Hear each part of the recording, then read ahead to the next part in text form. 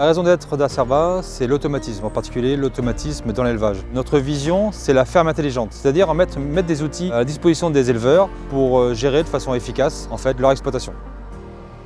La relation entre Acerva et Cerva Group, c'est d'abord une relation de confiance.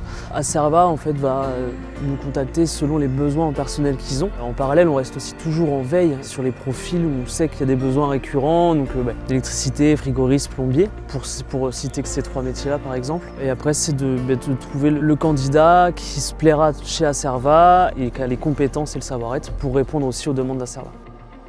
Notre problématique, c'est qu'on est multi-compétences. En fait, on cherche des profils à la base technique. Quand on parle technique, c'est d'électrotechnique, d'électricité, d'informatique, d'électronique, mais aussi de mécanique, du thermique. Multiples compétences, forcément qu'une seule personne ne peut pas avoir. On va chercher à avoir une compétence de base et après des gens curieux qui s'intéressent aux produits.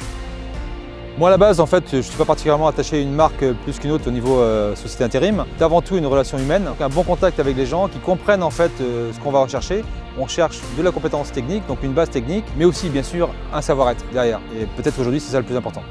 On a vraiment cette notion de proximité qui fait partie des valeurs de Cerva Group, qui est ancrée en nous, que ce soit avec les candidats ou salariés intérimaires, aussi bien qu'avec les clients. Finalement, parce qu'on part du principe que si on connaît bien notre client, on pourra répondre aux attentes d'un salarié intérimaire et inversement, si on connaît bien nos salariés intérimaires et candidats, on pourra répondre correctement aux attentes du client. Ça peut être un besoin ponctuel, ça peut arriver, une surcharge d'activité, ou ça peut être aussi un besoin qui est un peu récurrent, c'est-à-dire en fait on a des gens qui partent en retraite, j'en ai 3 qui partent en retraite cette année, et forcément aussi en fonction de l'évolution de l'activité, on va chercher à renforcer nos équipes.